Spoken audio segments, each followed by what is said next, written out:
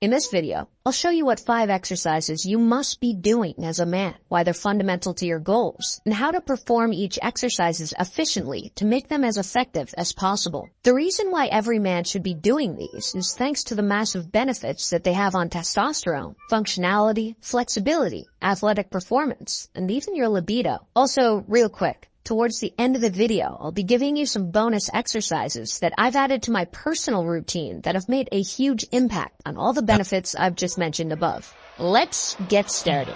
Number 1, squats. From average people to athletes, everyone can benefit from doing squats regularly. In fact, the squatting motion can be observed in numerous exercises. Squats offer benefits like stronger lower body, toned legs and butts, better metabolism, and improved posture. And when performed with weights, the effects on the body become even more explosive. Bodyweight squats are great when you're just starting to build your strength and flexibility, but over time they'll become too easy, and that's when weighted squats should take over. How to do bodyweight squats. Step 1. Stand with your feet shoulder width and toes slightly turned outward. Step 2.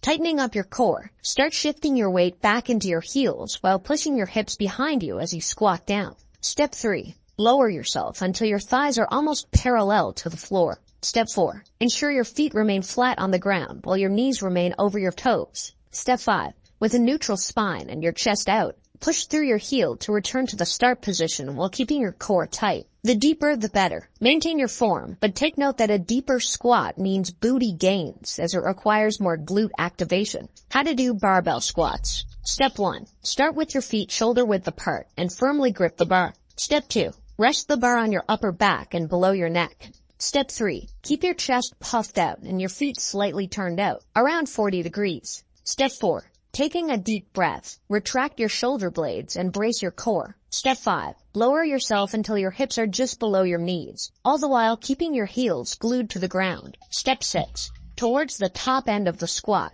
your quads have to work harder, so power up on the ascent from your midfoot to heel while exhaling. Step 7. Ensure your spine remains neutral throughout and avoid bending or curving your back. Step 8. From there, you can either re-rack or repeat. Squats are truly legendary, but if there's one exercise that can give squats a run for their money, it would be deadlifts. Number 2. Deadlifts. Deadlifts have so many incredible benefits that they deserve a permanent place in all strength training regimens. Improved resting metabolic rate, greater muscle mass, and decreased lower back pain are all profound effects of deadlifting regularly. What's more, researchers have found that long-term strength training with deadlifts and squats helps increase bone density in younger populations. The deadlift targets multiple joints and muscle groups. It's a straightforward exercise that's highly effective at enhancing your strength and overall fitness condition. How to do deadlifts. Step 1. With an overhand grip, grip the bar just outside the line of your knees. Step 2. Place your feet shoulder width apart with your toes under the bar and your feet either pointing straight ahead or slightly angled out. Step 3. As you lift and lower, the bar will travel close to your shins and may even graze them. During those motions, keep your spine in a neutral position. Step 4. Engage your abdominal muscles. Step 5. Slowly bring the bar down as far as you can while keeping your form intact and your back flat and softening your knees. Step 6. Lift by pushing upward with your legs from your knees. Don't raise your hips first so the trunk moves forward and the back becomes rounded. Step 7. The bar should almost graze your shins and rest around your thighs as you come to a full height. Step 8. Pull your shoulders back as much as possible without being backward. Step 9. Lower the weight towards the floor with a reverse motion while keeping your back straight. Repeat.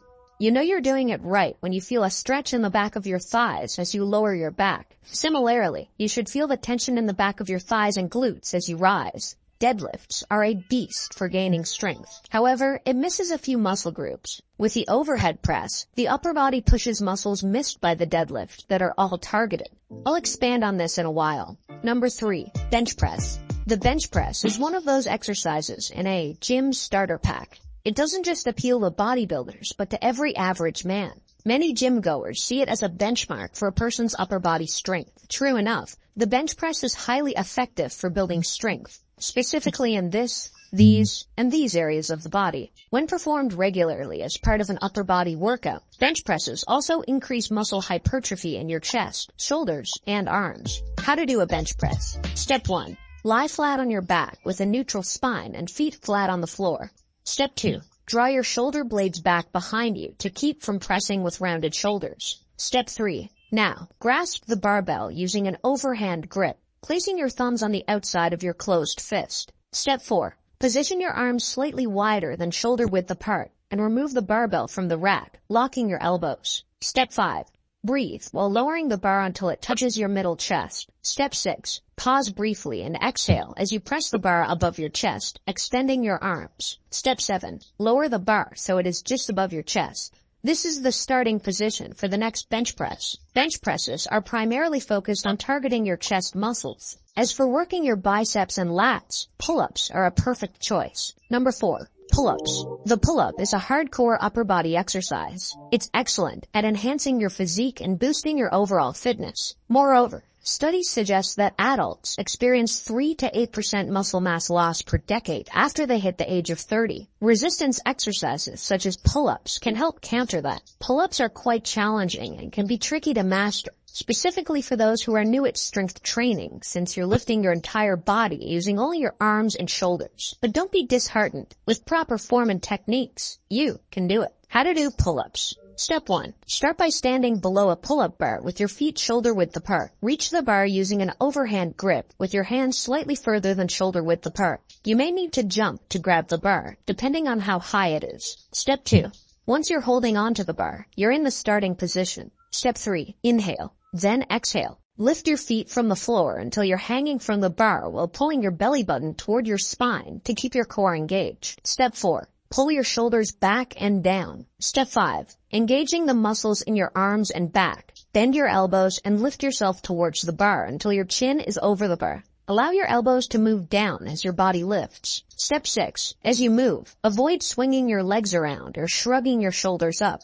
Make sure your shoulder blades remain back and down throughout the exercise. Step 7. Inhale at the top of the movement. Step 8. Now extend your elbows and lower your body back down to the starting position. Step 9. Repeat the movement without touching the floor. By the way, besides adding these exercises to your program, it's also important to avoid making these critical mistakes. But more on that later on. Number 5. Overhead press, also referred to as the shoulder press. This exercise is primarily designed to build the deltoids. It's a great exercise for boosting upper body strength by pushing a weight directly above the head, effectively activating both the delts and the triceps. However, it's important to note that since the overhead press is an advanced movement, it requires a certain shoulder mobility or range of movement to safely perform it. To determine this, keep your entire body still and slowly raise your 2 arms overhead. If you can get your arms in line with your ears, then you meet the necessary shoulder mobility to do the exercise safely.